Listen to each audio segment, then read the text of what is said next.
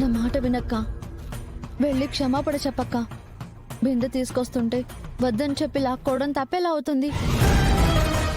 నీ మీద అభిమానం అని ఎందుకు అనుకోవక్క?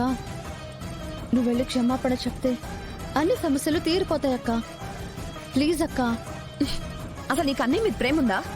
ఉంటే మన శత్రువుకి క్షమాపణ చెప్పమని చెప్తావా? ఎవడేవాడు? మన అన్నయ్యని చంపిన రాక్షసుడు.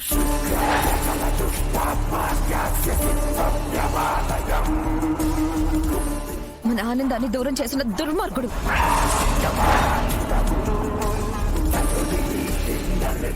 అలాంటి వాడికి నేను వెళ్ళి క్షమాపణ చెప్పాలా? శాపమన్నా చేస్తాను కానీ నా అన్నని చంపిన వాడికి క్షమాపణ చెప్పను. అదే నీ నిర్ణయం అయితే నా నిర్ణయం కూడా విను దుర్గా. వాడు నా తమ్ముడు, నా ప్రాణం. నలుగురు సంతోషంగా ఉండాలని కోరుకునేవాడు. అలాంటి వాడి మీద నువ్వు చేయి చేసుకున్నావు. చేసిన తప్పు ఒప్పుకొని క్షమాపణ చెప్పావా సరే, లేదంటే ఈ క్షణమే నువ్వు ఇంట్లో నుంచి వెళ్ళిపోవచ్చు.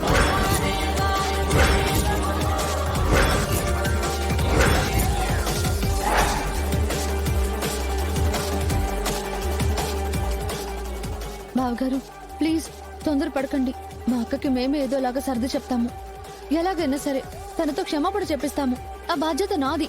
ప్లీజ్ శాంతి, బతిలాడి క్షమాపణ చెప్పించాల్సిన అవసరం నాకు లేదు. ఏదో పొరపాటును చేయి జారితే దానికింత రాద్ధాంతం చేయాలా? వాడిపైన చేయి చేసుకోవాలా? నా తమ్ముణ్ణి బాధ పెట్టే ఈవిడ నాకు అక్కర్లేదు.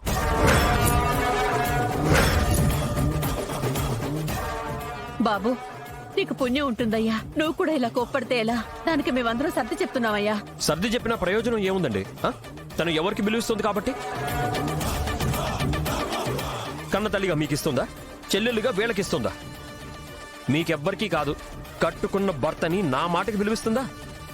క్షమాపణ చెప్పమంటే మొండిగా చెప్పను అంటుంది. తనని నేను ఇష్టపడే పెళ్లి చేసుకున్నాను, నేనే కాదనట్లేదు.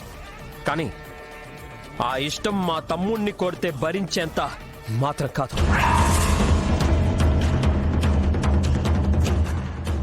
నాకు నా తమ్ముడే ముఖ్యం. మర్యాదగా తను తప్పు తెలుసుకొని క్షమాపణ చెప్పిందా సరే, లేదంటే నా నిర్ణయం నేను తీసుకోవాల్సి వస్తుంది. అంటే మీ తమ్ముడి కోసం నన్ను వదులుకోవడానికే సిద్ధపడ్డారా? నేనే తప్పు చేసినట్టు నా గురించి మాట్లాడుతున్నారు. మీ తమ్ముడు చేసింది తప్పు కాదా? ఏం తప్పు చేశాడు మా తమ్ముడు? తల్లి లాంటి వదిన కష్టపడుతుంటే వద్దొదినా నువ్వు కష్టపడొద్దు, ఆ బిందె నాకు ఇవ్వు అన్నాడు. అది తప్ప? ఒకరు కష్టం అంటే ఎదురుగా నిలబడతాడు.